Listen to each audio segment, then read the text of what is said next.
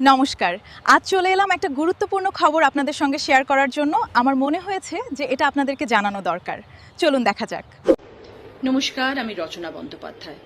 2026 বিধানসভা নির্বাচনে বিজয়ী প্রার্থীদের আমার অনেক অনেক শুভেচ্ছা, অভিনন্দন। গণতন্ত্রের লড়াইয়ে মানুষের রায়কে আমি সম্মান জানাই।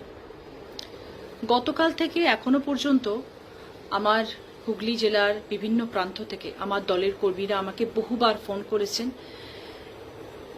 তাদের উপরে নির্মম অত্যাচার করা হচ্ছে,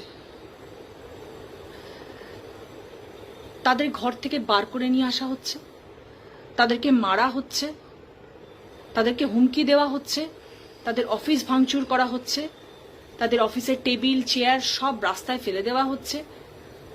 তাদের এতদিনের সাজানো গোছানো অফিস, তাদের কত স্নেহ, কত ভালোবাসা,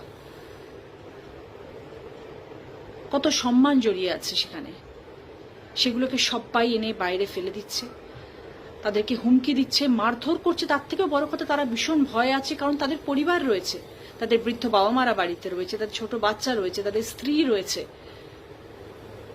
তারা নিজেদের প্রাণের সংশয় নিয়ে বেঁচে রয়েছে। তারা আমাকে বারংবার ফোন করছে জানার জন্য, দিদি আমাদের কি করণীয়, আমরা কি করব, আমাদেরকে বাঁচাও। এটা তো কাম্য নয়। আমরা তো এই রাজনীতি চাই না।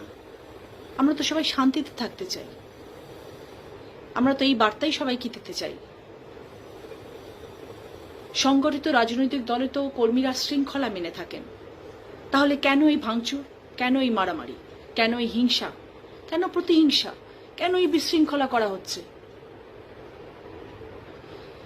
রাজনীতিতে হিংসা নয়, শান্তি এবং গণতন্ত্রের চর্চা হোক। বিদ্বেষমুক্ত পরিবেশই পশ্চিমবাংলার অগ্রগতির পথকে সুগম করবে। একটু ভেবে দেখবেন। এই বার্তাই আপনাদের কাছে দেওয়ার ছিল। নমস্কার। আবারও ফিরে এলাম বন্ধুরা আপনাদের কাছে। কি মনে হচ্ছে ভিডিওটি দেখে কমেন্ট করে জানান। আপনাদের কমেন্টের আশায় থাকবো।